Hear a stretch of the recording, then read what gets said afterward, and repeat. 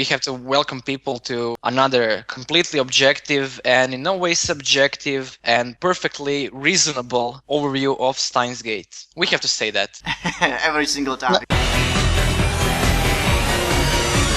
In the first half of the show, they are learning how to use time travel. The original concept of being able to send a text back in time or email as they do, I thought it was a really creative one. It's mostly a comedy, trying to send bananas back in time. The treatment of the time travel, it's what makes the show fun and kind of average when it wants to take itself seriously, because the time travel is always taking a back seat to the visual novel character cast. The time travel cell phone element just feels too silly, and the characters themselves are too much like a harem, too one-note.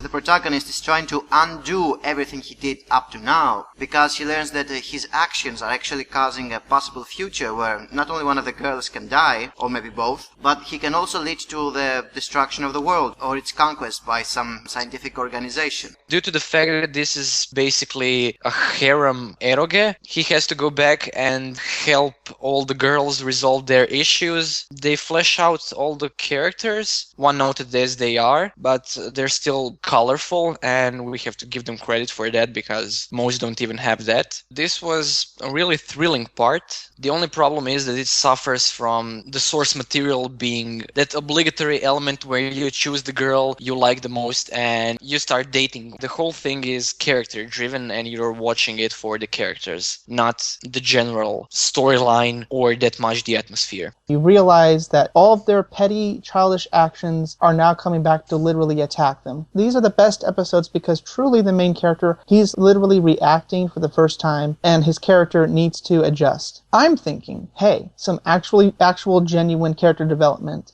But when he realizes that one of the heroines is in fact a time traveler just like him, it just, it takes away the weight of what he's been working for by trying to prevent Mayuri's death. And in a harem, when you have one of the heroines on your side, you know that you don't have to work so hard. It's what makes Steins Gate feel so underwhelming as a time travel show. You literally have to undo the confession that one character did, and you can never really care about the characters and what they want because it's all done for the sake of plot. You realize that at the end of the day, he literally can't care or give a shit because he has to do this or the world will end. It becomes a mess if you're trying to take this as a serious time travel concept. As a thriller, it works based on the fact that you don't know what's going to happen, but if you know what's happening, then you just look back and you think, geez, all that was for this? The whole time travel issue, despite trying to present itself as uncommon and smart by having different timelines, not just the same timeline, is not really excusing itself because we don't see any actual changes every time he goes back. We have cases where entire lifestyles of an area change or the gender of a character changes. We see absolutely no change in the way they behave. It's the exact same people in the exact same room, dressed in the exact same way, and that kinda makes it very weak. It's mostly for slice of life. And to make more figurines. It's fan service. This entire show is sci-fi fan service. Every time he goes back in time, all the girls act as if they already know what he told them in a different timeline. So even the romance part feels like it has a progress that doesn't get reset. I mean, the events which can lead to somebody's death or the war, all those, they get reset. But your progress to get into their hearts,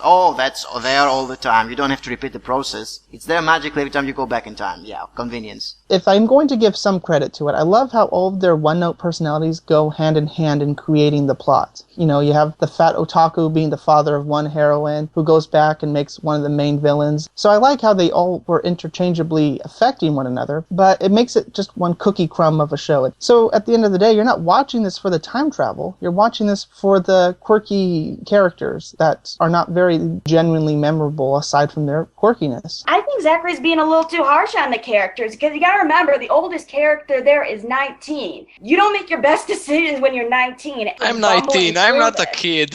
Basically, age is a factor, but you cannot excuse any stupidity they do based on age. Because you can be a mature 19-year-old, as you can be a very immature 13-year-old. If they're supposed to be scientists who have the knowledge to time travel and all that stuff, you would expect more. It's the same trick they do in many shows. They make sure that the characters are both smart and stupid, so both sides of the spectrum can find enjoyment. But it's not that they're being stupid, they're human. Unless you're an 18-year-old tsundere genius physicist that has more knowledge than her father who has been working in the field for 40 years.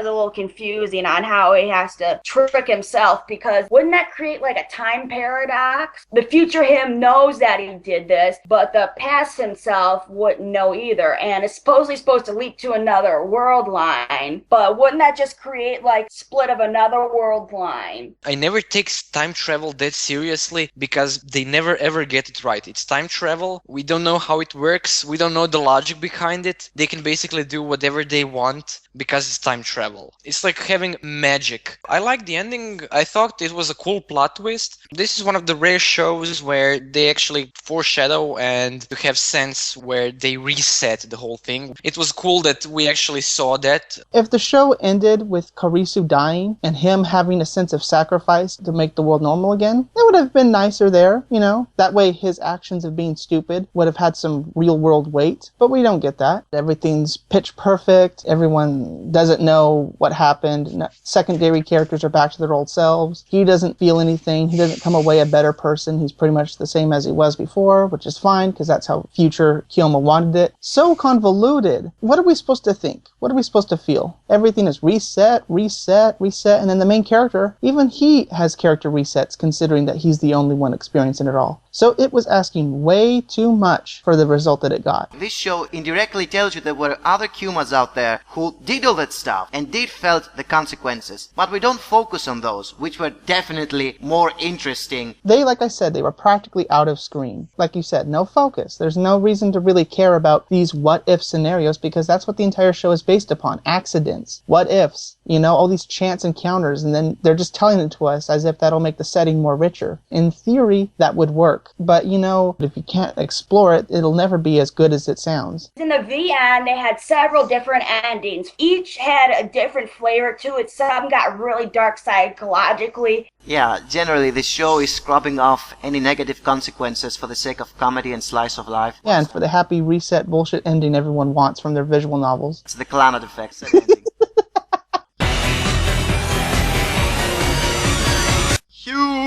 Kuma, son of a bitch. First things first, he's not really a mad scientist. He and Mayuri were at the graveyard, and he decided to be a mad scientist just to entertain Mayuri. You know, just to make her happy. That was pretty much it. Kind of a weak concept. I mean, it is that's a just weak like... concept. It is. They were just immature little kids. He wasn't even that smart. He was the average Joe because throughout the whole show, he didn't really do any explaining any scientific research. It was always somebody else doing all the work. And we don't know if he had any actual education to be a scientist.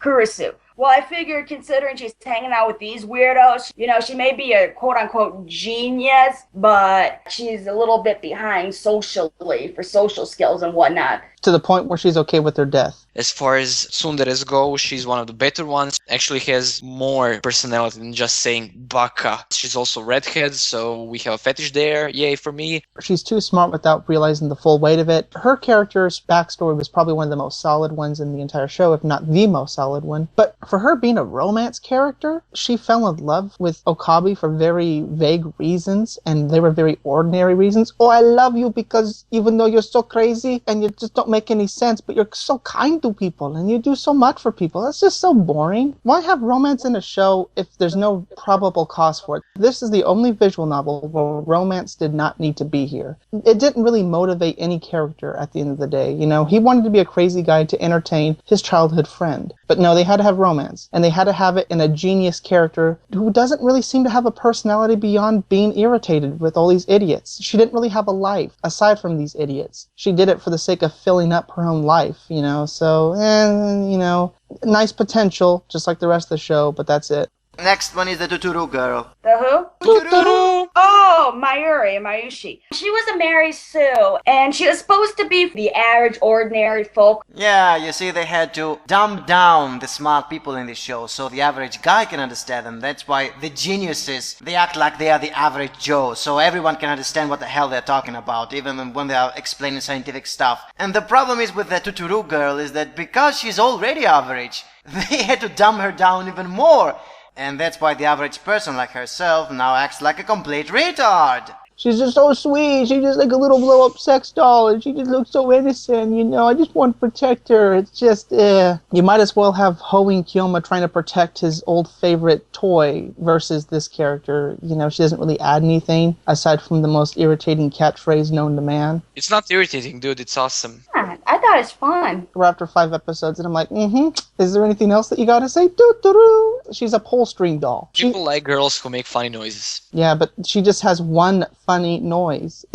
Hey man, it's an awesome funny noise. Daru, I thought it was slightly unnecessary. They did need a hacker in the story, but they didn't need to make him so much of an mega ultra otaku. A little bit nicer if he would have been not creepy otaku stalker. He's just there to make pervy jokes and be fat, and at the end they can say that he got married and got a child, so every other fat otaku can say, I might get married one day. For playing all these harem hentai games. Sounds legit. Fair is the Nyan girl. She's a fetish character for people who like cat girls and who like them saying meow. They give her some background and some daddy issues because all of the girls here have daddy issues. That's about it. She gets 1 episode, and other than that, she's just here to say Nyan. Ruka. Yaoi flavor. It's pretty obvious what they're trying to do here. It's not working. I've seen Baka the test. It's not going to work twice. Remember what Okaren did to change cisgender? Kinda said to his mother that she should eat more vegetables. And that's so plausible. It's magic. It's magic. Suzuha, probably the most plot-relevant character, makes everything happen in the show. She's the most badass character at the end of the day, but that's all you can really say. No real personality. Mocha, she's just trying to find this computer to serve her lord, and that's it. I don't care about her, Mr. Braun, but, you know, hey. He's just another plot-important character. He's got no real mainstay. He's just part of the thriller. There's not much about him other than him being an angry, bald guy.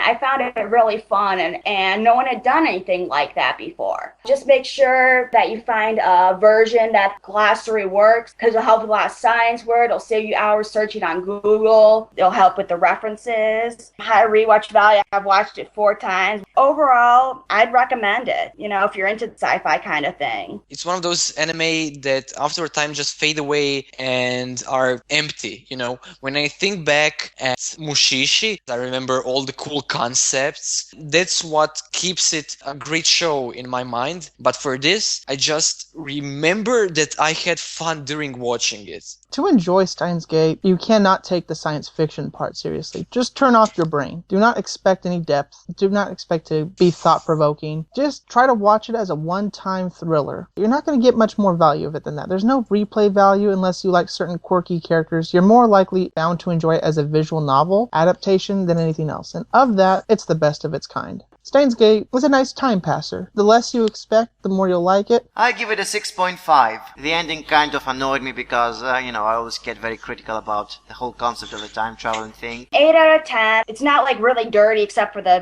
random him peeking in the shower. It's a good thing you can show your family or you have like siblings and stuff. It's not really that gory because it covers up most of the gore. I thought it was a really fun anime. I'd show it to my friends. I think it has somewhat of a rewatch value. It's fun. And don't overthink it, because if you do, you end up getting a headache or getting angry like Zach here. It's one of those more character-driven than plot-driven. I'd give it a 6.5. It's fun, but it's not really good. Turn off your brain and just enjoy it for the sake of enjoying it. There's a definitive lack of actual depth. If it did have it, it really bring the show to another whole new level, because we already have the setting that's interesting enough and the characters that can really be explored, but I guess they went for success and succeeded. They did. There's no replay value, and that takes a huge chunk away from it. For it being a self-fulfilling concept, it did all right with that. So it set out what it wanted to be. I got to give a little bit credit where it's due. I can't hate it because it never tried to be more than what it was. 6.5